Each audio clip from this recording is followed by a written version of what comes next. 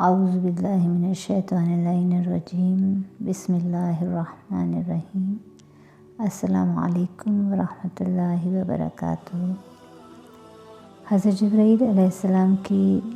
خواہشات کے حوالے سے آج یہ میری چوتھی ویڈیو ہے،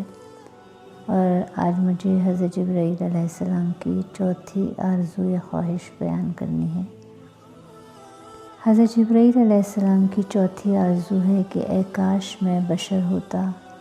اور یتیموں پر احسان کرتا۔ رسول خدا صلی اللہ علیہ وآلہ وسلم نے فرمایا کہ یتیم کا گریہ عرش کو ہلا دیتا ہے۔ جب بھی یتیم گریہ کرتا ہے عرش الہی کانپ جاتا ہے، اور پھر خداوند متعال اپنے فرشتوں کو مخاطب کر کے فرماتا ہے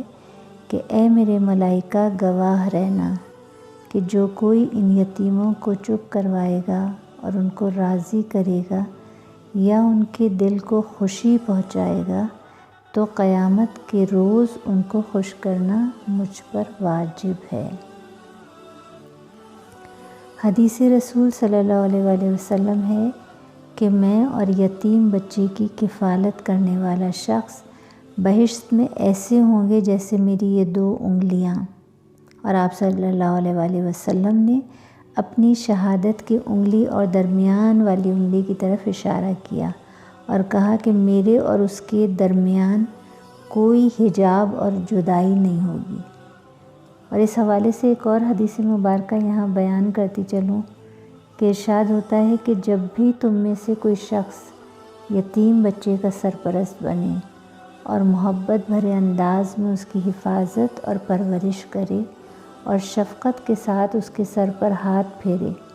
تو جتنے بال اس کے ہاتھ کے نیچے سے گزریں گے تو اللہ تعالی ہر بال کے بدلے اس کو اتنی ہی نیکیاں عطا کرے گا اور اس کے اتنے ہی گناہ معاف کر دے گا اور اس کے اتنے ہی درجے بلند کر دے گا۔ صاحب دارالمطالب لکھتے ہیں کہ ایک مرتبہ مولا کائنات حضرت علی ابن ابی طالب علیہ السلام کسی راستے سے گزر رہے تھے۔ انہوں نے دیکھا کہ ایک انتہائی غریب عورت اور اس کے یتیم بچے بھوک سے بلک رہے ہیں، اور وہ عورت اپنے بچوں کو بہلانے کے لیے یہ بہانہ کر رہی ہے کہ اس نے ایک دیگچی میں پانی بھر کے چولہے پر ابلنے کے لیے رکھا ہوا ہے تاکہ اس کے بچوں کو یہ آس باقی رہے کہ ان کی ماں ان کے لیے کھانا تیار کر رہی ہے، اور انتظار کرتے کرتے وہ بچے سو جائیں۔ مولا کائنات نے جب یہ دیکھا تو جناب قمبر کے ہمراہ کچھ کھجوریں، آٹا، چاول اور گھی لے کر اس عورت کے گھر کی طرف چلے۔ قمبر مولا کے صحابی، انہوں نے مولا سے کہا کہ مولا یہ سامان مجھے دے دیجئے، میں اٹھا لیتا ہوں، مگر مولا نے منع کر دیا۔ اس عورت کے گھر گئے، اپنے ہاتھ سے ان بچوں کے لیے چاول پکائے، ان بچوں کو اپنے ہاتھ سے کھانا کھلایا، اور جب وہ بچے سیر ہو گئے تو مولا کائنات نے انہیں خوش کرنے کے لیے ان کے ساتھ کھیلنا شروع کیا، اور ایک بکری کی طرح اپنے ہاتھ اور زانو زمین پر رکھے اور بکری کی مخصوص آواز نکالنا شروع کی، اور اسی طرح کچھ دیر تک مولا ان کے ساتھ کھیلتے رہے، یہاں تک کہ وہ بچے اپنی پریشانی بھول گئے اور کھیل میں مصروف ہو گئے۔ اور وہاں سے واپسی پر جب قمبر نے مولا سے پوچھا کہ مولا آج میں نے 2 چیزیں دیکھی، ایک چیز کی تو مجھے سمجھ آ گئی کہ آپ نے سارا سامان خود اٹھایا اور مجھے اجازت نہیں دی کیونکہ آپ اس عظیم اجر و ثواب کی خاطر ایسا کر رہے تھے، لیکن آپ نے جو بچوں کو بہلانے کے لیے بکری جیسی آواز نکالی، ان کے ساتھ کھیلے، اس کی مجھے سمجھ نہیں آئی۔ مولا نے کہا کہ جب میں اس گھر میں داخل ہوا تھا تو یہ بچے انتہائی شدت سے گریہ کر رہے تھے، اور میں چاہتا تھا کہ جب میں یہاں سے جاؤں تو ان بچوں کے چہرے پر مسکراہٹ ہو اور یہ سیر بھی ہو جائیں اور میں انہیں کھیلتا کودتا ہنستا مسکراتا چھوڑ کر جاؤں۔ شیخ بہائی کا بھی ایک واقعہ بیان کرتی چلوں کہ شیخ بہائی نے اپنی کتاب کشکول میں لکھا ہے کہ بصرہ شہر کے اطراف میں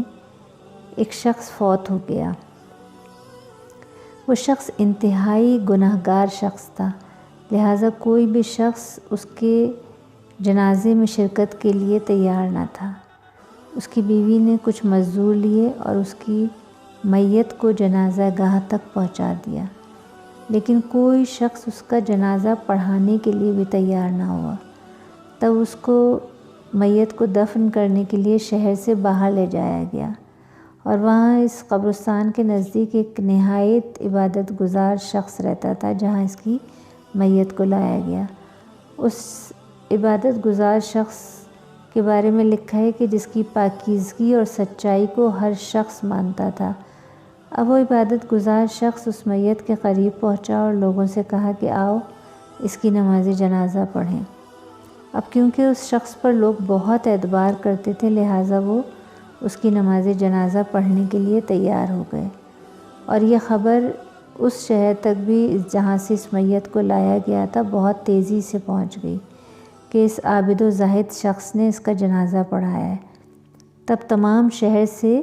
لوگ اس کا جنازہ پڑھنے کے لیے آنا شروع ہو گئے اور سارے شہر نے اس کی نماز جنازہ پڑھی، پھر اس میت کو دفنایا گیا۔ اب لوگوں نے اس عابد و زاہد شخص سے یہ سوال کیا کہ اسے اس میت کی خبر کس نے پہنچائی اور اس نے سب سے پہلے اس کی نماز جنازہ کیوں پڑھی؟ اس شخص نے کہا کہ میں نے خواب میں دیکھا کہ ایک جنازہ قبرستان میں لایا گیا اور مجھے خواب میں یہ حکم دیا گیا کہ ایک جنازہ آیا ہے جس کے ساتھ ایک عورت ہے جو اس کی بیوی ہے، جاؤ اور جا کر اس کی نماز جنازہ پڑھو کیونکہ وہ شخص بخشا جا چکا ہے۔ تب اس عبادت گزار بندے نے اس عورت سے پوچھا کہ آخر تیرا شوہر ایسا کیا عمل کرتا تھا کہ جس کی وجہ سے مجھے یہ بشارت دی گئی اور نماز جنازہ سے بھی پہلے اسے بخش دیا گیا؟ تب اس عورت نے کہا کہ ویسے تو میرا شوہر بہت گناہ گار تھا، رات کو شراب پیتا تھا، شراب نوشی میں مصروف رہتا تھا، دن میں بھی گناہ میں ملوث رہتا تھا، مگر جب وہ اس نشے سے باہر آتا تھا تو بے انتہا رونا شروع کر دیتا تھا، بڑا گریہ کرتا تھا اور خدا سے کہتا تھا کہ اے خدا، تو مجھے جہنم کے کون سے حصے میں جگہ دے گا؟ اور دوسرا عمل میرا شوہر یہ کرتا تھا کہ جیسے ہی صبح ہوتی، چاہے ساری رات وہ شراب نوشی کرے، غسل کرتا تھا، وضو کرتا تھا اور صبح کی نماز پڑھتا تھا۔ اور تیسرا عمل وہ یہ کیا کرتا تھا کہ کسی وقت بھی ہمارے گھر میں 2 یا 3 بچوں سے کم یتیم بچے نہیں ہوتے تھے جن کی وہ پرورش کرتا تھا، اور وہ ان بچوں پر جتنا مہربان اور شفیق تھا اتنا اپنے بچوں پر نہیں تھا۔ تو یقیناً یہ ایسی نیکی ہے،